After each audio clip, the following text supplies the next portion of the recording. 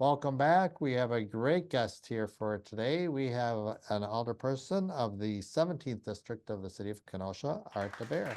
Art, nice to see you today. Welcome. Thank you very much for having me. Okay, so let's start off. For those who don't know, what is an alderperson and what does an alderperson do? Pretty much, we have 17 alderpersons in Kenosha City. We're assigned an area. I represent basically three subdivisions: Leona's, Peterson's, Golden Meadows, Whitecaps, and a little bit of Horizons. We're basically a representative of the people and the residents of the district to the city.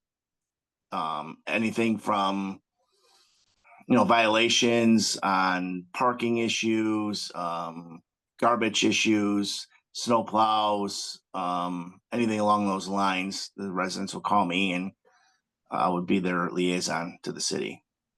Why did you choose to run for your district, District 17? I've always had a little inkling of politics and representing people. Starting off, in college, being the dorm president and working my way up. Most recently, I'm the president of the Tavern League of the City of Kenosha. I'm a state district rep for the the Wisconsin Tavern League. I've been the representative of our HOA for Peterson's Golden Meadows as a president for the last 10 years. I've been in Kenosha for 19 years, developed a good working relationship with my current or past alderman, David Bigdala, and working with city issues, with businesses and whatnot, and community, working with the HOA.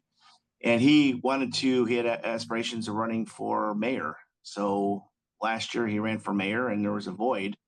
Someone needed to step up and represent our district. So that's where I came in and decided to give back to the community. I've been very, very fortunate in my life and wanted to give back as much as I could to seeing our city grow and our neighborhoods and district prosper. You touched on it a little bit, but as far as when you said people call in to your from your district, what would you say right now is sort of the most important issues that people call in from your district?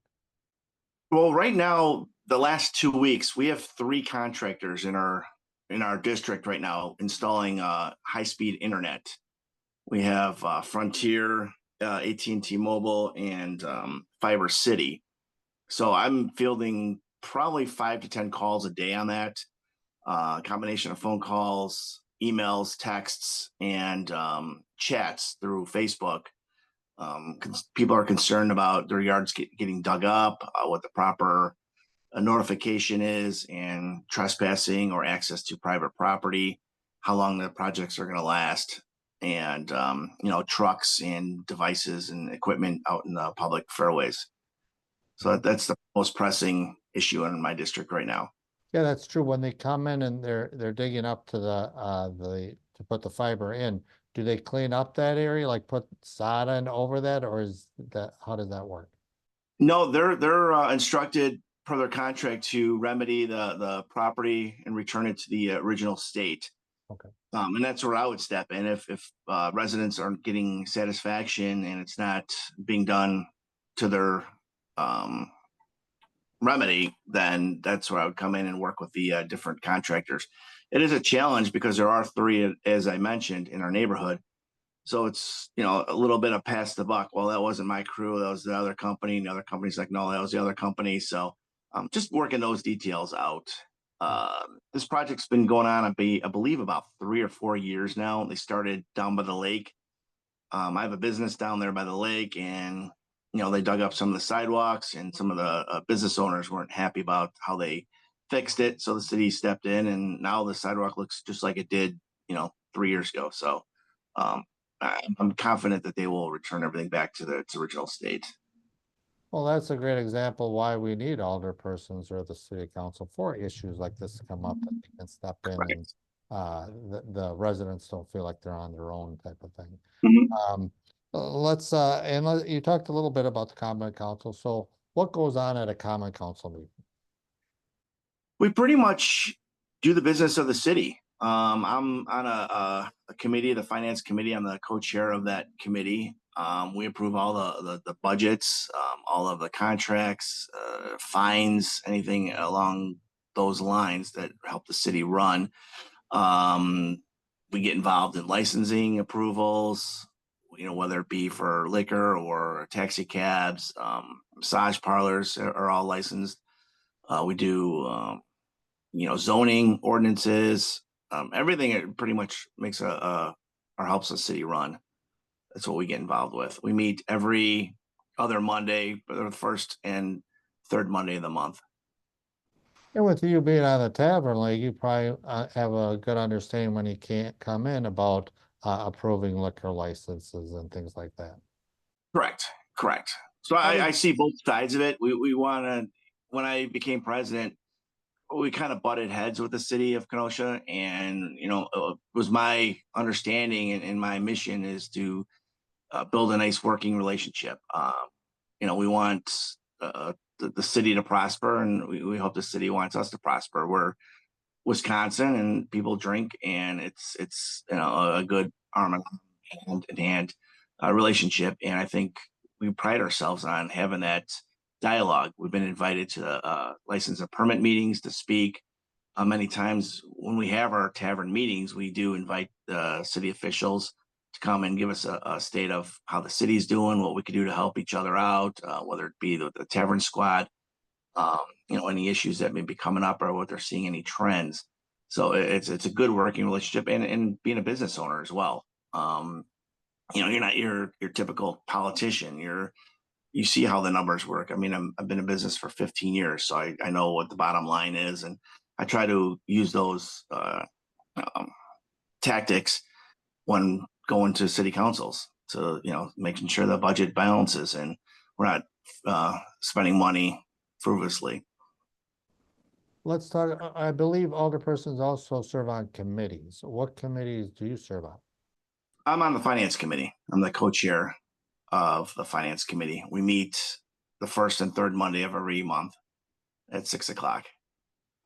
And is that going up like the overall budget that passes or before it passes? What exactly goes on in that? We give a final a stamp of approval of it after it's gone through every single committee, whether it's public works or finance or the city development, parks, and we give it the final approval, and then it goes to city council for the stamp and passage. So we're like the last stopgap before it goes to city council on any financial matters. Which is good, because let's say if you didn't have that, then you get to the common council and it could take hours just to go over certain issues where they're kind of ironed out before it goes to council. Correct. And you know what? It's, this is my first experience. Last year was my first budget experience. And just hearing some of the horror stories or the aldermen from years past, Mayor DeBaere had a vision when he took office. He hit the ground running, and the budget process was very smooth. He called all of us in the office. We sat down. We had any questions, any concerns. We hammered them all out before they went to the various committees, and then to finance for approval, then the final common council for a passage. So it really went very quick because all the issues that anyone had or concerns were already addressed or hammered out or negotiated before we got to the final approval process. For the future, anything that you want to accomplish in your district? You got 2 years to serve on in your district. Is there anything that you want to accomplish in these 2 years? Not really. The first year was just kind of getting my feet wet. I have a good mentor. I mean, having the mayor living in my district, who's been serving our city for 16 years. He's a great mentor in a sense. There's always issues in the neighborhood. We want to improve our streets. There's talk about getting a fire station, which was in the mayor's vision for years. We're just looking for funds to do that because we really don't have a fire station in our district except for the airport. So that's one of the things we want to work on, just finding the funds to make this happen and stuff like that. We're just wrapping up here, and I usually end with, why should someone come and visit or live in Kenosha? Actually, Kenosha is the golden secret gem. We're in between Milwaukee and Chicago. We have a great sales presentation, which is Lake Michigan. Anyone comes down to Kenosha, I mean, come down to the lake. There's always activities going on every weekend. We have bands and concerts. We have farmers markets every Saturday. Activities going on. We've got this weekend the AMC homecoming reunion, and we're celebrating our 175th anniversary of Kenosha. We've got some great development going on where the old Chrysler plant is. It's going to be the Innovation Center. We're rebuilding and attracting a lot of new people, great ideas, and big corporations. So it's with small business, big business, everything's a mix in between, and it's just a thriving city. All right. Well, on that note, Art DeBaere, we want to thank you so much for coming, talking with us on about your district number 17. Your district's doing a great job, and thank you so much for talking with us today. Jason, it's been a pleasure, and please feel free to reach out anytime. I love doing this.